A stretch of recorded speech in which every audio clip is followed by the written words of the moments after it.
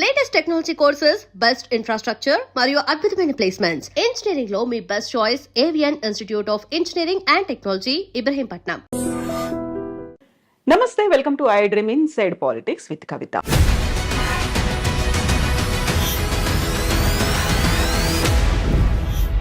నలభై 47వ అధ్యక్షుడిగా డొనాల్డ్ ట్రంప్ బాధ్యతలు స్వీకరించిన తర్వాత ర్యాపిడ్ ఫైర్లో ఆదేశాలు జారీ చేస్తున్నారు.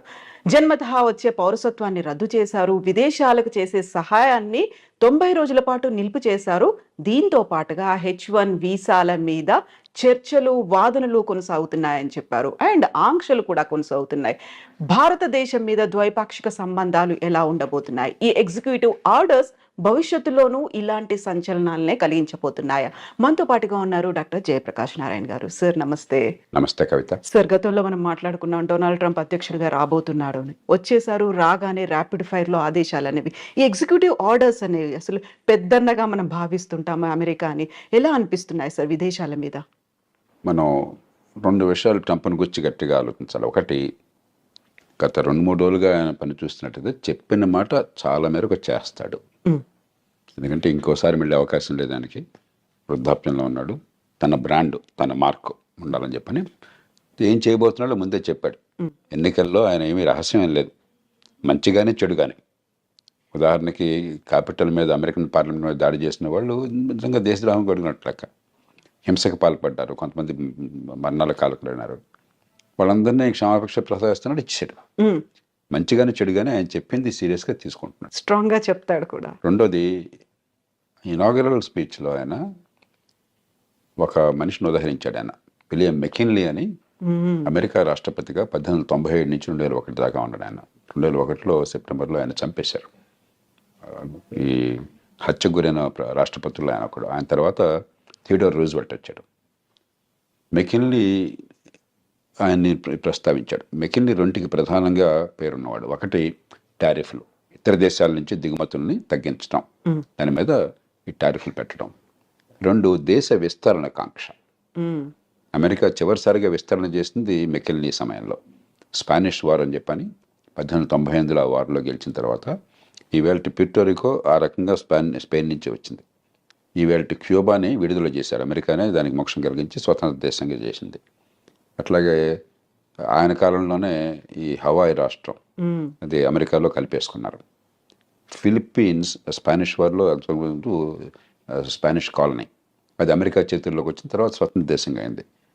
కాబట్టి ఆయన పనామా గురించి కానీ మరోదాని గురించి కానీ మాట్లాడుతుంటే చాలా సీరియస్గా తీసుకోవాలి. ఎందుకంటే ఆ మెకిన్లీ ప్రభావం అయిన ఆయన స్పష్టంగా చెప్తున్నాడు.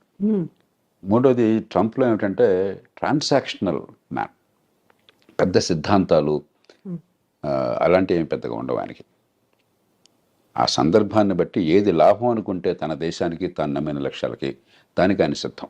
అప్పటికప్పుడు నిర్ణయాలు. డీల్ మేకింగ్ ఆయన ఎప్పుడు కూడా గర్వంగా చెప్తుంటాడు, నేను డీల్స్ బాగా చేస్తాను, ఒప్పందం చేసుకుంటాను, వాడికి కావాల్సింది ఇస్తాను, నాకు కావాల్సింది తీసుకుంటానని చెప్పని. కాబట్టి ఉడుపుగా ఆయనతో ఫైట్ చేయాలి. అంతే తప్ప సిద్ధాంతం ప్రకారం ట్రంప్తో ఫైట్ చేస్తే సిద్ధాంతం ఆయనకు లేనప్పుడు ఉపయోగం లేదు. అంచేత ఈ 4 ఏళ్ల కాలం ప్రపంచం అంతా కూడా ఆ ప్రభుత్వం, అక్కడ ప్రజల మనస్తత్వాన్ని గుర్తించి, ముఖ్యంగా భారతదేశం లాంటి దేశం చాలా లాఘవంగా మన ప్రజలను కాపాడుకుంటూనే మరి అవతల వాళ్ళ ఎక్కడ గట్టిగా ఉన్నారో గమనించి మన అవసరం మేరకు ఇచ్చిపుచ్చుకునే ధోరణి ఉండాలి. సో ఇప్పుడు జన్మతహా వచ్చే పౌరసత్వాన్ని రద్దు చేశాము అన్న తర్వాత అక్కడున్న వాళ్ళకి లాభమా, మనకి నష్టం జరుగుతోందా? ఎలా ఉంది సార్ పరిస్థితి అనేది? మొట్టమొదటిది, ఇది రాజ్యాంగ రీత్యా సాధ్యం కాదు. అమెరికన్ రాజ్యాంగంలోనే అమెరికా గడ్డ మీద పుట్టిన వాళ్ళకి పుట్టుకతో పౌరసత్వం వస్తుందని చెప్పి రాసుకున్నారు. పుట్టుకతో పౌరసత్వం వస్తే అతను తీసేయడానికి లేదు ఆ పౌరసత్వాన్ని. రెండోది, పుట్టుకతో పౌరసత్వం ఉన్న వాళ్ళకి కొన్ని పదవులకు అర్హులు. ఉదాహరణకు అమెరికన్ రాష్ట్రపతి, ఉపరాష్ట్రపతి లాంటి వాళ్ళు పుట్టుకతో పౌరసత్వం ఉన్న వాళ్ళు మాత్రమే అర్హులు. మిగతా పౌరులు, ఇతర దేశాల నుంచి పోయిన వాళ్ళు పౌరులుగా ఉంటే అర్హులు కాదు. అలా పెట్టుకున్నారు వాళ్ళు. కాబట్టి అది సాధ్యం కాదు. కానీ ఆయన ఎందుకు చేశాడంటే ఆయన 2 కారణాలుగా. ఒక బలమైన సంకేతాన్ని ఇవ్వాలి, అక్రమ వలసదారులకి వ్యతిరేకము, నేను క్షమించను అని చెప్పడానికి. రెండోది, ఇది ఖచ్చితంగా సుప్రీంకోర్టు దాకా పోతుంది. అమెరికాలో తుమ్మిన దగ్గర సుప్రీంకోర్టు దాకా వెళుతుంది. ఎందుకంటే అది లిటిగేటివ్ సొసైటీ. ప్రతిదానికి ఒక కోర్టుల వివాదాలు, దావాలు, ఆ దేశ సంప్రదాయంలో భాగం అది, ఆ దేశం జన్యువుల్లో భాగం అది. సుప్రీంకోర్టుకి వెళుతుంది.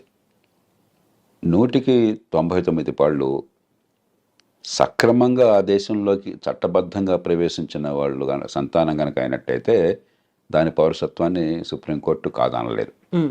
కానీ అక్రమంగా ప్రవేశించిన వాళ్ళైతే అన్డాక్యుమెంటెడ్ ఇమిగ్రెంట్స్ అంటాం, వాళ్ళకి వాళ్ళ పిల్లలకి పుట్టుకతో పౌరసత్వం ఇవ్వవద్దన్న విషయంలో బహుశా సుప్రీంకోర్టు మరి ఇంకొక స్టాండ్ తీసుకోవచ్చు. కాబట్టి భారతీయ సంతతి వాళ్ళకి నేను అనుకోవటం, మన వాళ్ళు 195 భారతదేశం నుంచి వెళ్ళిన వాళ్ళు అమెరికాకి నైపుణ్యము విద్య ఉన్నవాళ్ళు, డాక్యుమెంటెడ్ ఇమిగ్రెంట్స్ అంటే ఈ వీసాలు వగేరా పొంది చట్టబద్ధంగా వెళ్ళిన వాళ్ళు. కాబట్టి వాళ్ళకి ఇబ్బంది ఉండకపోవచ్చు. కానీ అన్డాక్యుమెంటెడ్ ఇమిగ్రెంట్స్ పిల్లలకు మాత్రం ఆ పౌరసత్వం ఉంటుందా లేదని సుప్రీంకోర్టు చేతిలో ఆధారపడి ఉంటుంది. ఇక రాజ్యాంగాన్ని మార్చడం అమెరికాలో దాదాపు అసాధ్యం. అలా కాకుండా అమెరికాలో పుట్టుకతో పౌరసత్వం రాకుండా చేయాలి అని చెప్పాను కనుక అన్నట్టయితే అమెరికాలో పార్లమెంట్లో 2 సభలు, senate, American house of representatives, దానిలో 3/2 మెజారిటీ కావాలి. 4/3 రాష్ట్రాలు ఆమోదించాలి. అమెరికాలో ఇది తల్లకిందులుగా తపస్సు చేసినా కూడా సాధ్యం కాదు. కాబట్టి కొంతమేరకు అంటే అక్రమంగా ఆ దేశంలోకి ప్రవేశించిన వాళ్ళ సంతానానికి పౌరసత్వం లేకుండా సుప్రీంకోర్టు ఏమన్నా కనుక రాజ్యాంగాన్ని ఆ రకంగా వాళ్ళు విశ్లేషించినట్టయితే అది సాధ్యం కావచ్చు. భారతీయ సంతతి వారికి ఇబ్బంది ఉండదు. కానీ భారతీయులు ఖచ్చితంగా అక్రమంగా చొరబడేవాడు కొంతమంది ప్రయత్నం చేస్తున్నారు. అదివరకు నాకు తెలియదు. ఈ మధ్య కొన్ని అంకెలు చెప్తున్నారు, 7.5 లక్షల మంది దాకా ఉన్నారని. అది దాన్ని మనం ప్రోత్సహించకూడదు. అలాంటి వాళ్ళకి ఇబ్బంది కలిగితే దానికి మనం బాధ కూడా పడకూడదు. ఎందుకంటే మన దేశ బ్రాండ్ పోతుంది. ఇక్కడ చదువుకున్న వాళ్ళు, నైపుణ్యం ఉన్నవాళ్ళు పద్ధతి ప్రకారం వస్తున్నారు, ఆ దేశానికి మంచి చేస్తున్నారని చెప్పిన భావం ఒక బ్రాండ్ ఉన్నది. అలా కాకుండా మనం కూడా ఇతర దేశాల్లాగా అక్రమంగా చొరబడుతున్నారు, దక్షిణంలో సరిహద్దు నుంచో లేదా కెనడా నుంచో ఇల్లీగల్గా వెళుతున్నారు, ఇక్కడ సరిపడిపోతున్నారని చెప్పిన భావం ఉంటే మన దేశానికి నష్టం, కొంతమందికి లాభం కలగచ్చు. కాబట్టి దానికి మనం చింతించాల్సిన అవసరం లేదు. వాళ్ళ పట్ల కఠినంగా వ్యవహరించినట్టయితే అమెరికాలో దానికి మనం చింతించాల్సిన అవసరం లేదు. ఇప్పుడు కెనడా, మెక్సికో మీద దిగుమతి సుంకాలు విపరీతంగా పెంచారు. ఆల్మోస్ట్ 25% ఉన్నాయి అనుకున్నప్పుడే విదేశాలతో సత్సంబంధాలు ఎలా ఉంటాయి, ద్వైపాక్షిక ఒప్పందాలు ఎలా ఉంటాయి అనేది కూడా కీలకంగా అయింది కదా సార్. ఆయన తీరు ఏమిటంటే ఎక్కడైనా బావగానే వంగతోట దగ్గర బావగాదు. కాబట్టి నువ్వు కెనడానా, మెక్సికోనా, యూరప్పా, ఇండియానా నాకు అనవసరం. నాకు లాభం ఏంటి, నా నుంచి నువ్వు పొందుతున్నావు నాకు రావట్లేదు అనుకుంటే వెంటనే ఆయన ఎదురు తిరుగుతాడు. కెనడా, మెక్సికోలు తీసుకుంటే ఉదాహరణకి మంచి ఉద్దేశంతో అమెరికా ఏం చేస్తున్నారు, north American free trade agreement అని చెప్పని బిల్ క్లింటన్ కాలంలో నాఫ్తా అంటారు. దాంతో ఏమైందంటే కెనడా నుంచి కానీ మెక్సికో నుంచి కానీ దిగుమతులు అమెరికాకి, లేకపోతే అమెరికా నుంచి ఆ దేశాలకు ఎగుమతులు ఏమీ సుంకాలు లేకుండా, ఏ రకమైన అడ్డంకులు లేకుండా వచ్చే ఏర్పాటు జరిగింది.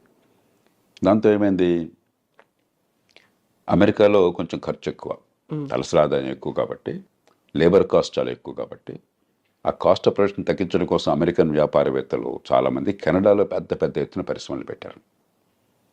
ఉత్పత్తి కెనడాలో జరుగుతుంది, ఆ కార్లు కానీ మిగతావి కానీ అమెరికాకు వెంటనే సరిహద్దే కదా, పక్క దేశమే కదా, అమెరికాకు వెంటనే వచ్చేస్తున్నాయి. అమెరికన్ వినియోగదారులకు లాభం జరుగుతుంది, కానీ అమెరికన్ ఉత్పత్తిదారులు నష్టపోతున్నారు.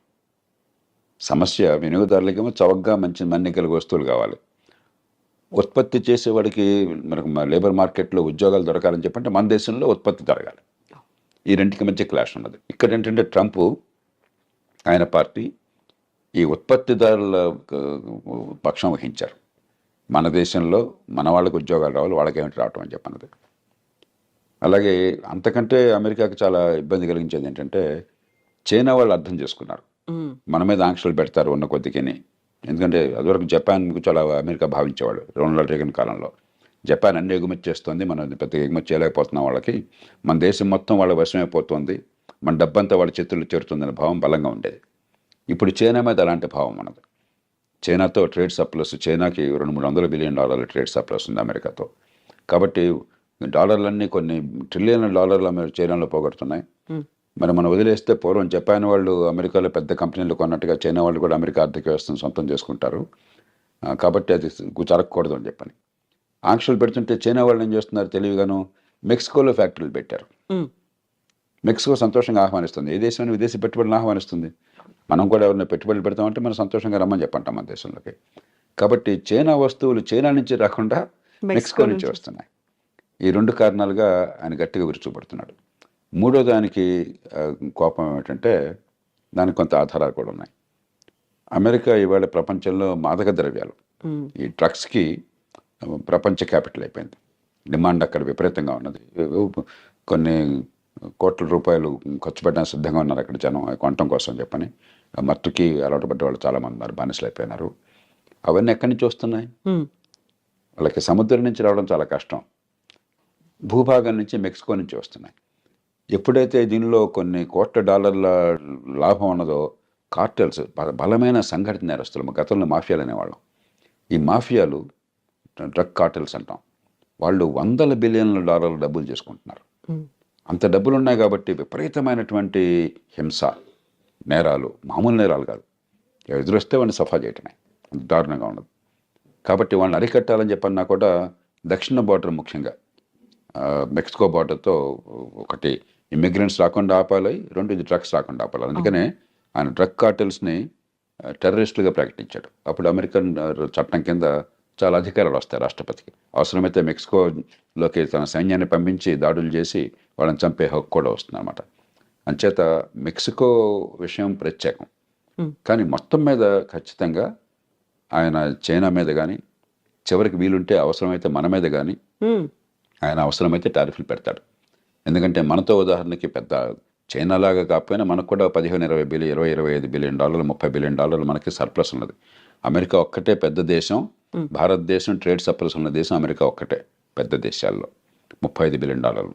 చైనాతో మనకి 90-100 బిలియన్ డాలర్ల లోటు ఉన్నది, అమెరికాతో 30-35 బిలియన్ డాలర్ల సర్ప్లస్ మిగిలి ఉన్నది. ఆయనకి ఎక్కడ ఏ దేశానికి తన దేశంతో వాణిజ్యంలో మిగులున్నా సరే ఆయనకి వెంటనే అక్కసు, వాడు వస్తువులు మన దగ్గర అమ్ముకుంటున్నాడు, మనం అమ్మలేకపోతున్నాం అని చెప్పని. హ్యార్లీ డేవిడ్సన్ ఒక కంపెనీ ఉంది, ట్రంప్ 2-3 సార్లు దాని గురించి ప్రస్తావించారు. ఈ మోటార్ సైకిల్ నడుపుతారు, అవి ఏమిటో నాకు తెలియదు కానీ కొంచెం ఈ కుర్రాళ్ళు కొందరు మోసపోతారు, ఖరీదైనటువంటివి. మన వాళ్ళు ఖరీదైన వస్తువులు మన దేశంలో లగ్జరీ ట్యాక్స్ చాలా ఎక్కువ పెడతాం.